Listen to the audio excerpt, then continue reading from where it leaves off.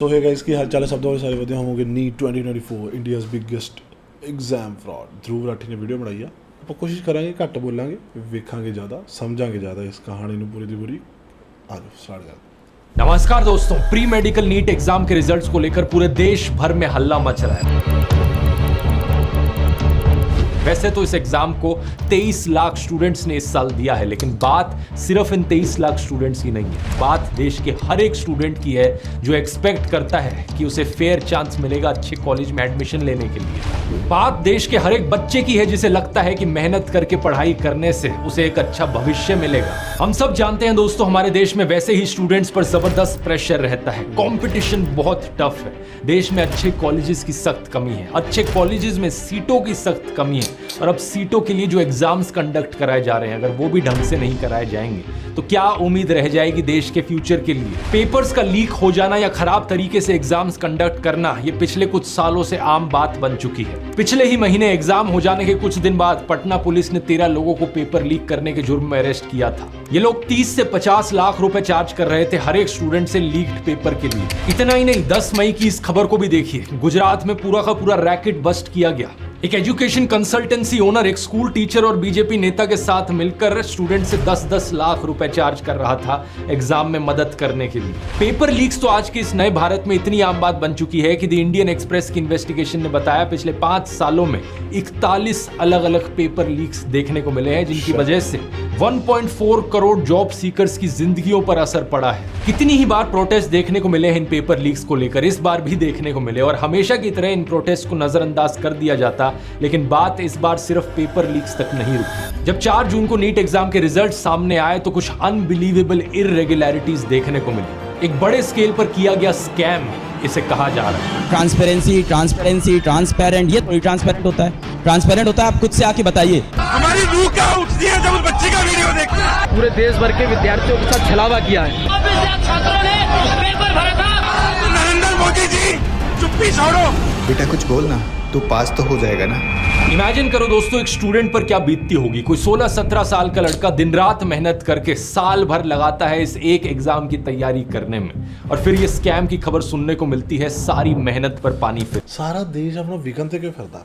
ਉਹੀ ਹੈ ਨਾ, ਬੱਬੂ ਮਾਨ ਸਾਹਿਬ ਦਾ ਇੱਕ ਗਾਣਾ ਸੀਗਾ, ਸਾਰੀ ਦੁਨੀਆ ਵਿਕਣ ਨੂੰ ਫਿਰਦੀ ਹੈ, ਪੈਸਾ ਹੈ ਤਾਂ ਦੌ ਲਾ ਲੈ, बस ਉਹ वाला सच्ची वही चीज़ है। इसलिए एक बड़ा सिंपल सा लेकिन जरूरी एडवाइस है, लाइफ में हमेशा एक प्लान बी या प्लान सी होना चाहिए। किसी एक एग्जाम के भरोसे अपने पूरे फ्यूचर को दांव पर मत लगाओ। आपके पास हमेशा कम से कम एक बैकअप प्लान तो जरूर होना चाहिए। और इसी से ही रिलेटेड मैं आपको ऑफर करना चाहूंगा, अगर आप में से कोई इंटरेस्टेड है यूट्यूब को अपना करियर बनाने में, तो मैंने पूरा एक 7.5 घंटे का कोर्स बनाया है, द यूट्यूब ब्लूप्रिंट। इसमें मैंने आपको स्टेप बाय स्टेप ओके चलो आप स्किप कर देना, इट्स जस्ट ऐड। ਤੇ ਜਿਹੜਾ ਜਿਹੜਾ ਲੈਣਾ ਚਾਹੁੰਦਾ ਉਹ ਲਿੰਕ ਡਿਸਕ੍ਰਿਪਸ਼ਨ ਵਿੱਚ ਹੈਗਾ ਹੈ, ਜ਼ਰੂਰ ਰਾਠੀ ਭਾਈ ਦੀ ਵੀਡੀਓ ਚੈੱਕ ਕਰ ਲਿਆ जाके। यूजी का एग्जाम ये है national eligibility cum entrance test for undergraduates. ये देश भर के सारे मेडिकल, डेंटल और आयुष कोर्सेज का अंडर ग्रेजुएट्स एडमिशन एग्जाम है। देश में कराया जाने वाला इकलौता ऐसा एग्जाम। इससे पहले AIPMT का टेस्ट हुआ करता था, all India pre medical test, लेकिन जब वो होता था तो कई सारे मेडिकल कॉलेजेस और स्टेट्स के अपने अलग अलग प्री मेडिकल एग्जाम्स होते थे। इन सभी एग्जामों को एक एग्जाम से रिप्लेस करने के लिए नीट इंट्रोड्यूस किया गया 2013 में। शुरुआत में कई सारी स्टेट्स जैसे कि आंध्र प्रदेश, कर्नाटका, गुजरात, वेस्ट बंगाल, तमिलनाडु ने इसके खिलाफ प्रोटेस्ट किया था, इसलिए कई साल का समय लग गया, और 2016 में जाकर ही पहला नीट एग्जाम कंडक्ट किया गया। पहले 3 सालों के नीट एग्जाम्स थे उन्हें ओवरसी किया गया था CBSE के द्वारा, लेकिन 2019 के बाद से इन एग्जाम्स को कंडक्ट कराने की रिस्पॉन्सिबिलिटी NTA को दी गई। NTA यानी नेशनल टेस्टिंग एजेंसी, ये एक ऑटोनोमस एजेंसी है जिसे नवंबर 2017 में एस्टैब्लिश किया गया था under the department of higher education of the ministry of education of India. इस एजेंसी को बनाया तो इस उम्मीद से गया था कि इसके पास अपना इंडिपेंडेंस होगा, हमें ज्यादा ट्रांसपेरेंसी देखने को मिलेगी एग्जाम्स कंडक्ट कराते वक्त, लोगों का कॉन्फिडेंस बढ़ेगा इन एग्जाम्स को लेकर, लेकिन हुआ इसका उल्टा ही है। आज लोगों का सारा गुस्सा इस NTA की ओर देखने को मिल रहा है। क्या ਇਹੀ ਤਾਂ ਗੱਲ ਹੈ ਨਾ, ਇਹੀ ਤਾਂ ਕੀ ਪਤਾ ਇਹਨਾਂ ਨੇ ਪਹਿਲਾਂ ਵੀ ਕੀ ਕੁਝ ਕੀਤਾ ਹੈ। ਠੀਕ ਹੈ, ਇਹਦਾ ਐਤਕੀ ਤਾਂ ਚਲੋ ਸਕੈਮ ਬਾਹਰ ਆ ਗਿਆ, ਐਤਕੀ ਦਾ ਨੰਬਰ ਗ੍ਰੇਡਿੰਗ ਦੇ ਵਿੱਚ ਹਰ ਚੀਜ਼ ਦੇ ਵਿੱਚ ਸਕੈਮ ਹੈ। ਠੀਕ ਹੈ, ਪਿਛਲੀ ਪਹਿਲਾਂ ਵੀ ਕੀ ਕੁਝ ਇਹ ਕਰ ਚੁੱਕੇ ਨੇ, नो वन नोज गाइस। कारण है इसके पीछे, आइए थोड़ा गहराई से समझते हैं। बात क्या है दोस्तों, प्रॉब्लम्स इस एग्जाम के कंडक्ट होने से पहले ही शुरू हो गई थी। 9 फरवरी 2024 को एनटीए ने इस एग्जाम की रजिस्ट्रेशंस ओपन करी थी और 1 महीने तक का समय दिया था। डेडलाइन थी 9 मार्च रजिस्टर करने की, जो कि नॉर्मल है, 1 महीने तक का समय दिया गया, लेकिन 9 मार्च को 1 हफ्ते के लिए और एक्सटेंड कर दिया जाता है इस डेडलाइन को। अब ये भी कोई इतनी बड़ी बात नहीं है, क्योंकि हो सकता है कुछ स्टूडेंट्स इतने मगन हो पढ़ाई करने में कि वो इस 1 महीने में रजिस्टर करना ही भूल गए एग्जाम के लिए। ठीक है, उनके लिए 1 हफ्ते और एक्सटेंड कर दी डेडलाइन, लेकिन 1 महीने बाद और 9 अप्रैल को फिर से इस रजिस्ट्रेशन लिंक को खोला जाता है। 9 अप्रैल से लेकर 10 अप्रैल तक स्टेक होल्डर्स रिक्वेस्ट पर, और इसके बाद एक और बार एक करेक्शन विंडो दी जाती है 11 अप्रैल से लेकर 15 अप्रैल तक। ये किस स्टेक होल्डर की रिक्वेस्ट थी? इसके बाद एग्जाम कंडक्ट किया जाता है 5 मई को, और इसके बाद भी ढेर सारी पेपर लीक्स की खबरें आती हैं अलग अलग स्टेट से, कभी गुजरात से, कभी बिहार से, तो कभी उड़ीसा से। लेकिन असली मजाक शुरू होता है 4 जून को, जब रिजल्ट्स डिक्लेयर होते हैं। नीट का एग्जाम एक एमसीक्यू एग्जाम है जिसमें 4 अलग अलग सब्जेक्ट्स में सवाल पूछे जाते हैं, फिजिक्स, केमिस्ट्री, जूलॉजी और बोटैनिकी। हर एक सब्जेक्ट में 50 क्वेश्चन होते हैं, जिनमें से 45 अटेम्प्ट करने होते हैं, तो टोटल आउट ऑफ 200 180 क्वेश्चंस को अटेम्प्ट करना होता है। हर सही जवाब के मिलते हैं +4 मार्क्स, हर गलत जवाब के -1 मार्क। 3 घंटे 20 मिनट का समय दिया जाता है और मैक्सिमम मार्क्स जो पॉसिबल है वो 720 हैं। अब होता क्या है कि 67 स्टूडेंट्स फुल मार्क्स स्कोर करते हैं, 720 आउट ऑफ 720। -1 ਦਾ ਮਤਲਬ ਇਹ ਹੁੰਦਾ ਹੈ ਕਿ ਜਿਵੇਂ 4 ਨੰਬਰ ਤਾਂ ਕੱਟਣਗੇ ਨਾਲੇ ਜਿਹੜੇ ਓਵਰਆਲ ਤੁਸੀਂ ਹੁਣ ਤੱਕ ਸਹੀ ਕੀਤੇ ਉਹਦੇ ਚੋਂ ਵੀ 1 ਨੰਬਰ ਮਾਈਨਸ ਹੋ ਗਿਆ।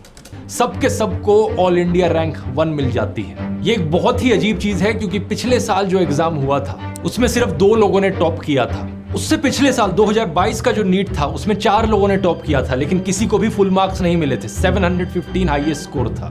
उससे पिछले साल 2021 में सिर्फ 3 लोगों ने टॉप किया था, और अब अचानक से 67 लोग टॉप करने लग गए। ये कैसे हो सकता है? एनटीए ने इसको लेकर 3 रीजंस दिए। पहला, एक ऑफिशियल ने उनके कहा कि इस साल का एग्जाम काफी आसान था, इसलिए इतने सारे लोगों ने टॉप कर दिया। लेकिन जब स्टूडेंट्स और एक्सपर्ट्स से पूछा गया तो उन्होंने रिजल्ट्स आने से पहले कहा था कि एक्चुअली में इस साल का एग्जाम तो बहुत टफ था। वो कह रहे थे कि जो स्कोर होगा वो नीचे जाएगा, कोई टॉप नहीं कर पाएगा। दूसरा, एनटीए ने कहा कि इस साल जो नंबर ऑफ कैंडिडेट्स थे वो कहीं ज्यादा थे। 3 लाख ज्यादा कैंडिडेट्स अपीयर कर रहे थे इस एग्जाम के लिए 2023 के कंपैरिजन में। तो क्योंकि ज्यादा कैंडिडेट्स थे इसलिए नेचुरली हायर स्कोर्स देखने को मिलेंगे। लेकिन तीसरा कारण सबसे इंटरेस्टिंग है। एनटीए ने कहा कि इतने सारे रैंक 1 इसलिए आए हैं क्योंकि 67 में से 50 टॉपर्स को इन्होंने ग्रेस मार्क्स दिए हैं।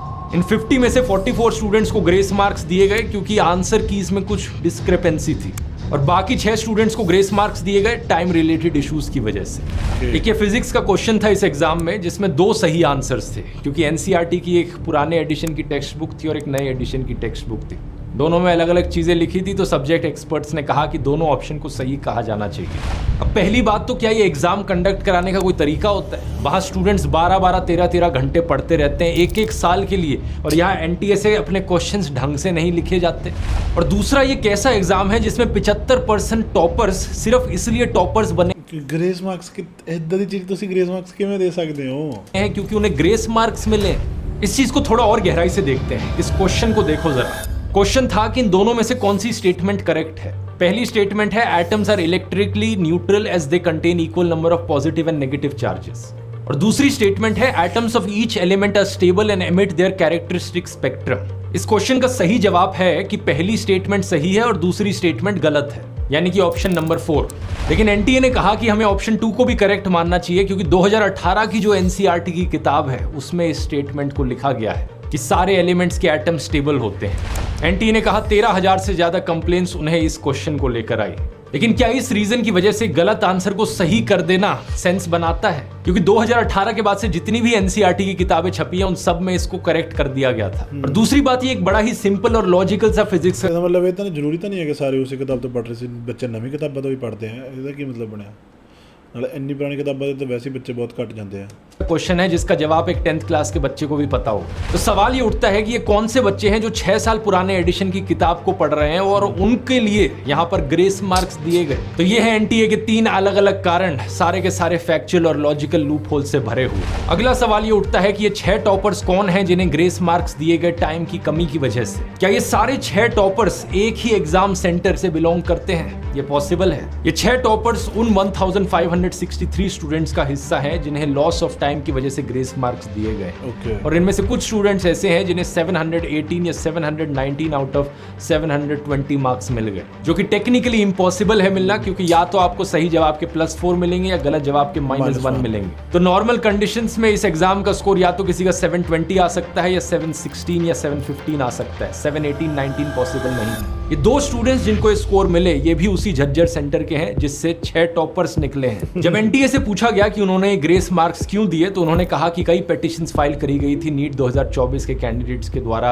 High court of Punjab and Haryana के सामने। उन स्टूडेंट्स ने कहा था कि उन्हें लॉस ऑफ एग्जाम टाइम देखने को मिला, तो इसकी वजह से एनटीए ने उन्हें ग्रेस मार्क्स दिए। और ग्रेस मार्क्स देने के लिए उन्होंने सुप्रीम कोर्ट की 2018 की एक जजमेंट का इस्तेमाल किया था। उस जजमेंट के अनुसार एक स्टैंडर्ड मेथड को नॉर्मलाइज करके यहाँ कैलकुलेट किया जा सकता कि लॉस्ट टाइम के लिए कितने ग्रेस मार्क्स दिए जाने चाहिए। लेकिन अब यहाँ पर बात ये उठी कि 2018 की जो जजमेंट थी ये CLAT एग्जाम, लॉ के एग्जाम को लेकर थी, और इस जजमेंट को इस कैटेगरी में लिखा गया था, admission to education institutes other than medical and engineering. यानी कि क्लियरली लिखा गया था कि इस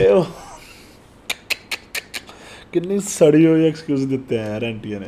जजमेंट को इस्तेमाल नहीं किया जा सकता इंजीनियरिंग और मेडिकल एग्जाम्स के लिए। तो सवाल ये कि एनटीए ने कैसे इसे इस्तेमाल कर लिया, एग्जैक्टली कितने ग्रेस मार्क्स दिए गए हैं यहाँ पर, एग्जैक्टली कौन से फॉर्मूला का इस्तेमाल किया गया है, और अगर सही में लॉस ऑफ टाइम देखने को मिल रहा था तो 10-20 मिनट क्यों नहीं एक्सटेंड कर दिया गया एग्जाम को। ग्रेस मार्क का ही ਉੱਥੇ ही एग्जाम एक्सटेंड कर दो है ना। सिस्टम क्यों इस्तेमाल किया गया। लोग आरोप लगाते हैं कि यहाँ पर करप्शन हुई है और ये एक स्कैम है। बात यहाँ खत्म नहीं होती है। इंडियन मेडिकल एसोसिएशन के जूनियर डॉक्टर्स नेटवर्क ने एक और मुद्दा उठाया। रिजल्ट्स के डिक्लेयर किए जाने से पहले एनटीए एक OMR शीट को रिलीज करता है, ऑप्टिकल मार्क रिकग्निशन शीट, जो कि बेसिकली स्टूडेंट की आंसर शीट है जहां पर उसने MCQ के जवाब भरे हैं। ये इसलिए किया जाता है ताकि स्टूडेंट्स को एक फेयर आइडिया मिल पाए कि उनका स्कोर क्या होगा। लेकिन प्रॉब्लम क्या हुई कि कई स्टूडेंट्स को अपने अलग ही मार्क्स दिखे अपने स्कोर कार्ड्स में as compare to their answer sheets. जैसे कि एक केस था 18 साल की अर्शिता का, उसकी OMR शीट में लिखा था कि उसका स्कोर होगा 384, लेकिन जब फाइनल रिजल्ट्स आए तो उसका स्कोर दिखा उसे 308।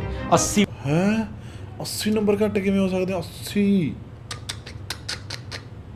मार्क्स का डिफरेंस। एक और स्टूडेंट 21 साल के शोएब ने कहा कि 10 मार्क्स का डिफरेंस देखने को मिला OMR शीट और रिजल्ट्स के बीच में। इतनी सारी प्रॉब्लम्स थी और इन सारी प्रॉब्लम्स के सबूत आ जाने से पहले ही रिजल्ट्स को 10 दिन पहले डिक्लेयर कर दिया जाता है। और ये कोई रैंडम 10 दिन नहीं थे, स्ट्रैटेजिकली उसी दिन नीट एग्जाम के रिजल्ट्स को अनाउंस किया गया जिस दिन इलेक्शन रिजल्ट्स भी आए। 4 जून का दिन, जिस दिन सारा मीडिया बिजी था इलेक्शंस को कवर करने में। क्या इलेक्शन के शोर शराबे के बीच में यहाँ एक स्कैम को छुपाने की कोशिश करी जा रही थी? सवाल बहुत सारे हैं और अब तो सुप्रीम कोर्ट भी एनटीए से जवाब मांग रहा है। सुप्रीम कोर्ट ने कहा है the sanctity of the exam has been affected, so we need answers. Social media पर ढेर सारे लोगों ने अपनी आवाज उठाई है। ऑपोजिशन लीडर्स राहुल गांधी, संजय सिंह, अखिलेश यादव और MK स्टालिन भी कार्रवाई की मांग कर रहे हैं। पार्लियामेंट में भी इसको एक बड़ा मुद्दा बनाने का वादा किया गया है। इन सब चीजों का जब दबाव बढ़ा तो एनटीए ने 8 जून को अनाउंस किया कि एजुकेशन मिनिस्ट्री एक 4 मेंबर पैनल सेटअप करेगी इस इशू को एग्जामिन करने के लिए। 40,000 से ज्यादा स्टूडेंट्स इस पिटीशन को साइन कर चुके हैं जिसकी मांग है कि इस एग्जाम को दोबारा से कंडक्ट कराए। आराम नाल ਵੱਧ हो जाना देखियो ਤੁਸੀਂ ਇਹ ਤਾਂ ਹੋਊਗਾ ਹੀ ਹੋਊਗਾ ਫਿਰ ਤੋਂ।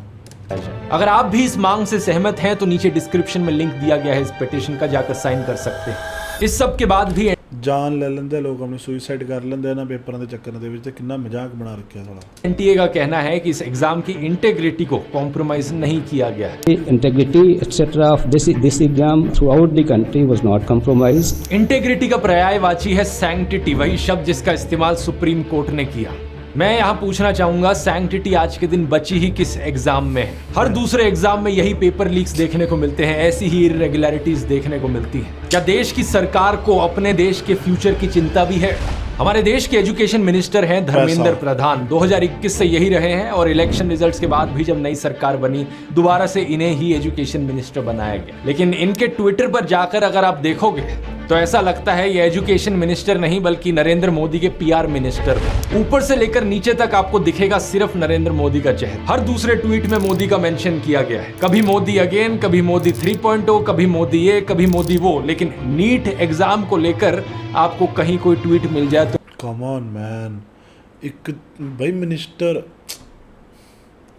एजुकेशन मिनिस्टर ਦਾ ਸਾਡਾ ਦਾ ਇਹ ਹਾਲ ਹੈ। मुझे बता देना। अरे नीट तो छोड़ो, एजुकेशन से रिलेटेड एक भी ट्वीट ढूंढ कर दिखा दो इनके ट्विटर अकाउंट पे। ऐसे लोगों की वजह से देश की पूरे एजुकेशन सिस्टम की ये हालत है। हाँ धर्मेंद्र प्रधान जी, आप ही बता दो कितना काम किया एजुकेशन के लिए आपने देश में पिछले 3 सालों में। इन नेताओं को जब तक हम अकाउंटेबल नहीं ठहराएंगे इन चीजों का सोल्यूशन नहीं निकल सकता दोस्तों। सारी पावर इनके हाथों में है और ये देश के भविष्य का सवाल है, स्टूडेंट्स के फ्यूचर का सवाल है, देश के मेडिकल इंफ्रास्ट्रक्चर का सवाल है। इतना प्रेशर बनाने के बाद आज का लेटेस्ट अपडेट ये आया है कि फाइनली एनटीए ग्रेस मार्क्स को हटाने के लिए राजी हो गया है। वो 1563 कैंडिडेट्स जिन्हें ग्रेस मार्क्स दिए गए, अब उन्हें ऑप्शन दिया जा रहा है कि या तो वो दोबारा से एग्जाम दे दे या फिर अपना स्कोर बिना ग्रेस मार्क्स के एक्सेप्ट कर लें। ये ग्रेस मार्क्स की समस्या के लिए सही सॉल्यूशन है, लेकिन बाकी और प्रॉब्लम्स का क्या? Paper leaks, inflated score, same centre से 6 टॉपर्स का होना, इन सारी चीजों पर अभी भी जवाब देना बचता है। इकट्ठे ਈਵਨ ਕਿ ਜਿਹਨਾਂ ਦੇ ਨੰਬਰ ਹੀ ਗਲਤ ਆਇਆ ਉਹਦਾ ਵੀ ਤਾਂ ਠੀਕ ਕਰੋ। होकर इसी तरीके से आवाज उठाते रहिए और याद रखिए अपनी उम्मीद कभी मत खोना। 2022 में 13,000 से ज्यादा स्टूडेंट्स ने आत्महत्या करी इस एजुकेशन सिस्टम से निराश। ਦੇਖ ਲਓ 13,000 ਕਮ ਔਨ ਮੈਨ, 13,000 ਬੱਚਾ ਜਿਹੜਾ ਇੰਡੀਆ ਦਾ ਫਿਊਚਰ ਤੇ ਕਿਤੇ ਨਾ ਕਿਤੇ ਕੰਮ ਕਰ ਸਕਦਾ ਸੀਗਾ। ਤੇ ਉਹ ਜੇ ਘਰ ਦੇ ਜਿਹੜੇ ਬੱਚਿਆਂ ਨੂੰ ਇਹ ਨਹੀਂ ਸਮਝਾਉਂਦੇ ਹੈਗੇ कि मरना नहीं हैगा, जिंदगी नहीं खत्म होगी, अगे भी बहुत कुछ पिया है। होगा मैं समझ सकता हूं कितना फ्रस्ट्रेटिंग होगा ऐसे सिस्टम से डील करना, लेकिन at the end of the day ये भी याद रखिए कि एक एग्जाम सब कुछ नहीं होता, एक एग्जाम आपकी जिंदगी तय नहीं करता, इसलिए अपना हौसला कभी मत खोना। अब चाहे तो मेरी जिंदगी की कहानी से इंस्पिरेशन ले सकते हैं। मैंने किसी भी ऐसे एग्जाम को टॉप नहीं किया था, लेकिन इसका मतलब ये नहीं कि मैं कामयाब नहीं बन पाया जिंदगी में। द YouTube ब्लूप्रिंट कोर्स का लिंक नीचे डिस्क्रिप्शन में मिल जाएगा और चेक करो जाके। So that's the video, I hope you liked it and तुसी अपने व्यूज़ भी थले सानू दे सकते हो कि थानू की लगता किवें है ते कदों तक ये रिजॉल्व पूरा दा पूरा हो जाएगा। बाकी स्कैम तो स्कैम ही हुंदा है ते स्कैम जिन्हां ने कीता उन्हां नूं सज़ा भी होनी चाहिए है। जस्ट ये नहीं है कि तुसी एग्जाम रीटेस्ट करा लो या मतलब आई चीज़ां या उन्हां दे ग्रेस मार्क्स हटा लो, इस सब स्यापा जिहड़ा पिया उन्हां नूं सज़ा भी तो मिलनी चाहिए है ना। सत श्री अकाल।